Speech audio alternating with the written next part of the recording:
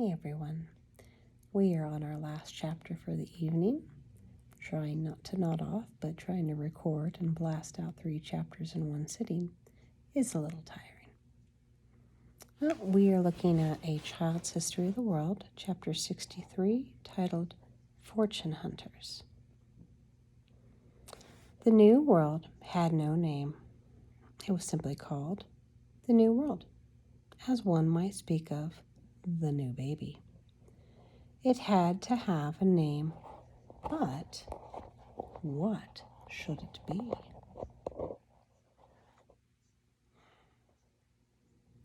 Of course, if we could have chosen the name, we should have called it Columbia, after Columbus. But another name was selected, and this is how it happened. An Italian named Americus Vespucci made a voyage to the southern part of the New World. Then he wrote a book about his travels. People read his book and began to speak of the new land that Americus described as America's country. The New World came to be called America after Americus, although, in all fairness, it should have been named after Columbus. Do you think? Well, I don't know. Children sometimes have names given them which they would like to change when they grow up, but then it was too late. We sometimes speak and sing of our country as Columbia, although that is not the name on the map. And we call a great many cities and towns and districts and streets Columbus or Columbia in memory of Christopher Columbus. After Columbus had shown that there was no danger of falling off the world and that there really was nothing to the end of the West, almost everyone who had been hunting for India now rushed off in the direction Columbus had taken. Copycats. A genius starts something, then thousands follow and imitate. Every sea captain who could do so now hurried off to the west to look for new countries, and so many discoveries were made that this time is known as the Age of Discovery, because we're very, very creative with our names on things. Most of these men were trying to get to India. They were after gold and jewels and spices, which they thought they would find in India in great quantities. Now, we can understand why people might go long distances in search of gold and precious stones, but they also went after spices such as cloves and peppers. And you may you wonder why they were so eager to get spices. You yourself may not like pepper very much and may dislike cloves, but in those days they didn't have refrigerators, and meats and other foods were often spoiled. We would have thought such food unfit, probably for human consumption would be my guess, to eat. However, they covered it with spice to kill the bad flavor, and then the food could be eaten that otherwise could not have been swallowed. Spices didn't grow in Europe, only in warm countries. People paid big prices to get them, and that is why men made long journeys after them. A Portuguese sailor named Vasco da Gama was one of those who were trying to get to India all the way by water. He did not, however, sail west as Columbus had done, but south, down around Africa. Others had tried before to go to India by sailing south around Africa, but none had gone more than part way. Many frightful stories were told by those who had tried but had at last turned back. These stories were like the tales of Sinbad the Sailor.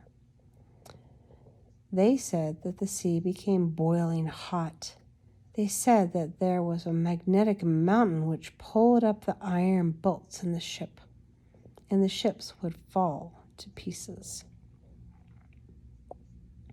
They said there was a whirlpool into which a ship could be irresistibly drawn, down, down, down to the bottom.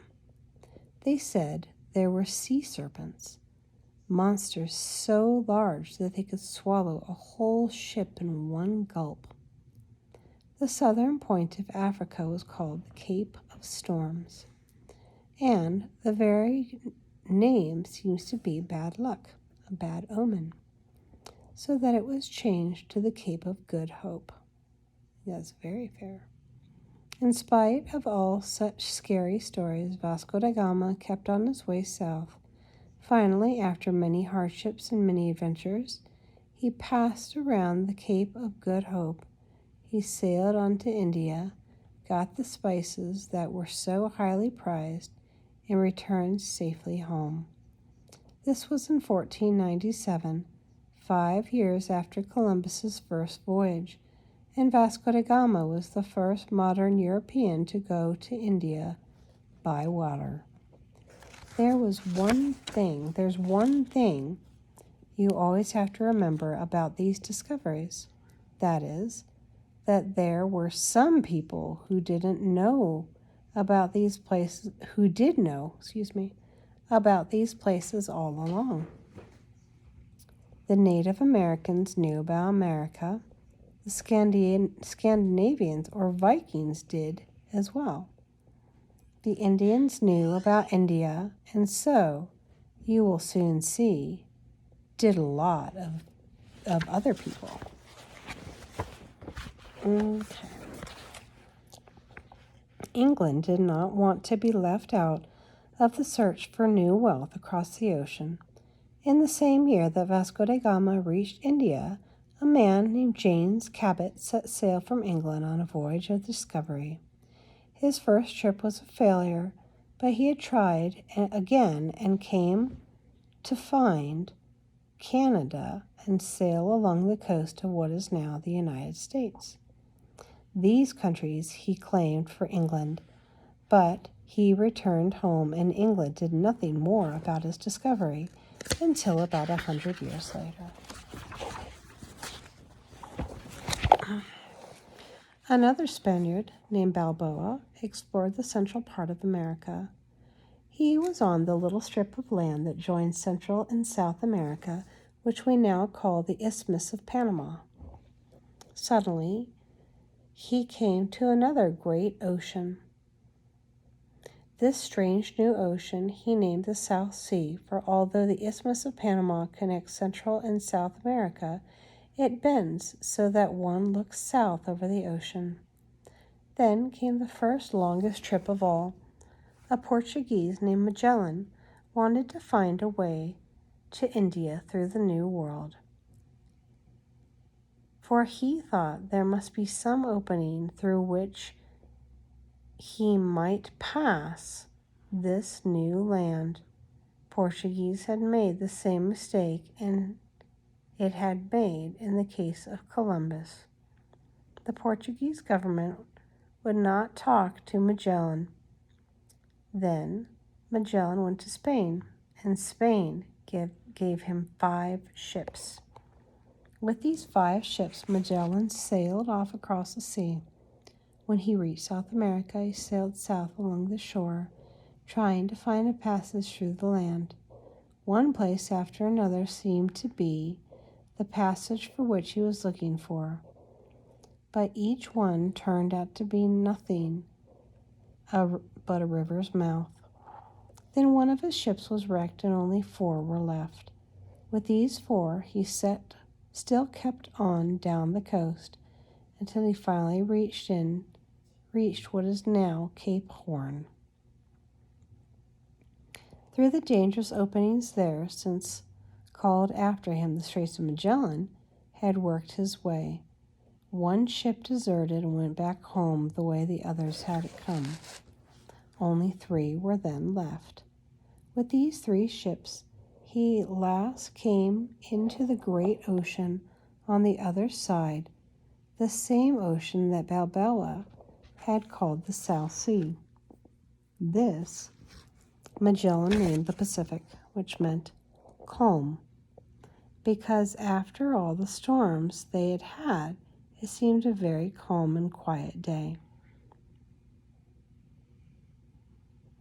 However, food and water became scarce and finally gave out. Magellan suffered terribly from thirst and hunger, and even ate the rats that were always to be found on ships. That's called recycling. Many of the men were taken sick and died. Still, he kept on. Though he had lost most of his crew with whom he had set out, at last he reached what was now the Philippine Islands. Here, he and his men got into battle with the local people, and Magellan was killed. There were now not enough men left to sail 3 ships, and so one of those was burned and only 2 were left.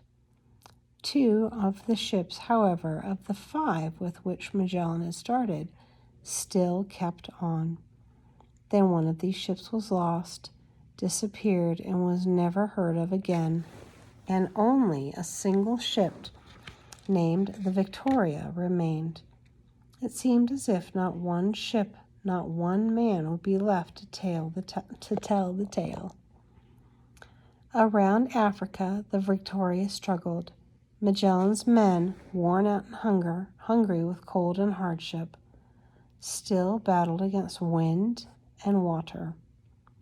At last, a leaky and broken ship with only 8 men sailed into the harbor from which it had been set out more than 3 years before. Thus the Victory, Magellan's ship, but without Magellan, was the first ship to sail completely around the world. This victory seemed forever the argument that had been going on for ages, whether the earth was round or flat, for a ship had actually sailed around the world. In spite of this proof, for many more people years thereafter, there were more people who still would still believe the world was round. Sorry, started to doze off a little. Let's try that sentence one more time. In spite of this proof, for many more years thereafter, there were still people who would not believe the world was round. All right, all. I don't know what time it is, but I'm going to bed. Ta-ta for now.